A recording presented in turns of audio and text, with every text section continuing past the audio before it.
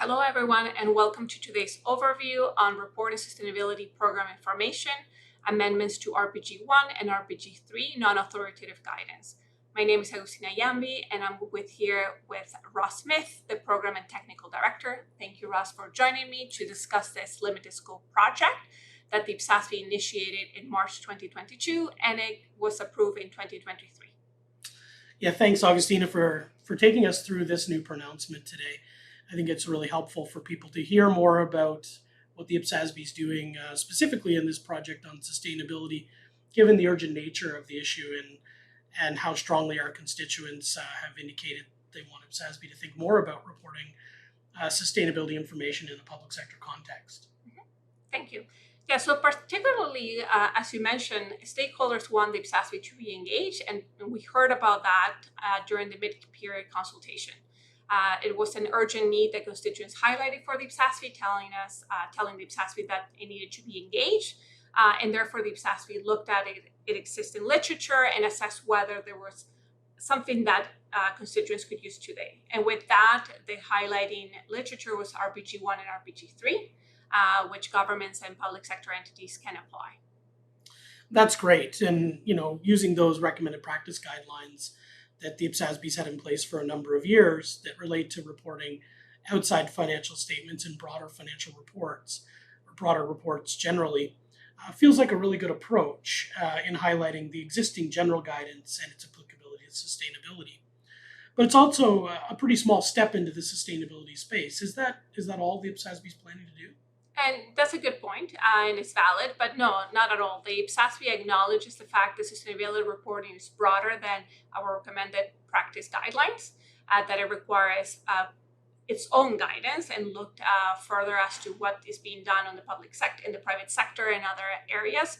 So the IPSASB in December of 2022 decided to start looking into scoping and researching particular projects for advancing public sector sustainability reporting.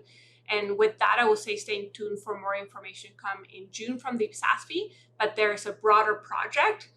This pronouncement is not all about the story, it's just a quick tool to give a resource for an urgent need, acknowledging that there's more to come from the IPSASB. Yeah, that's great. And for those interested, there is more information on our website, on our sustainability reporting webpage on the broader project if you're interested. But maybe taking us back to the reporting program information project, could you talk a little bit more about the specific amendments that were made? Definitely. So specific for RPG 1, when developing projections for the long-term entity fiscal sustainability, the thought is that if you have a sustainability program, that its inflows and outflows impact that projections, therefore that guidance should be applied for sustainability programs. So that was one of the amendments. Specifically, the IPSASB added implementation guidance as to highlight and emphasize that guidance can be used.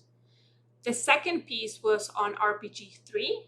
And specifically, the IPSASB added implementation guidance again, just to emphasize that it can be used, but also decided to add illustration examples, specifically to showcase how could that guidance that is found in RPG 3 could be applied when reporting on sustainability program information, such as a program that is financed by a green bond or a program that is financed by a carbon tax. And with that, I will say is that there's a lot of more detail of what this implementation guidance and illustrative examples are in our website. There's an at a glance. We have obviously the pronouncement, but it's always a good idea to start with the at a glance to get a sense of what is included and then read the whole pronouncement, which in this sense is not that long. So I would recommend you to definitely read it and apply it. Thanks, Agustina, and thanks for that quick overview on this new piece of guidance resulting from this limited scope project, and for highlighting some of the links to the broader sustainability work the board's been undertaking. With that, I want to thank everyone for joining us today for this quick overview. You can find all of the materials that we're talking about today on the IPSASB website, as well as broader information on all of our projects, including the sustainability reporting space. Thanks again for joining us. Have a great day. Thank you. Have a great day. Thank you, Ross.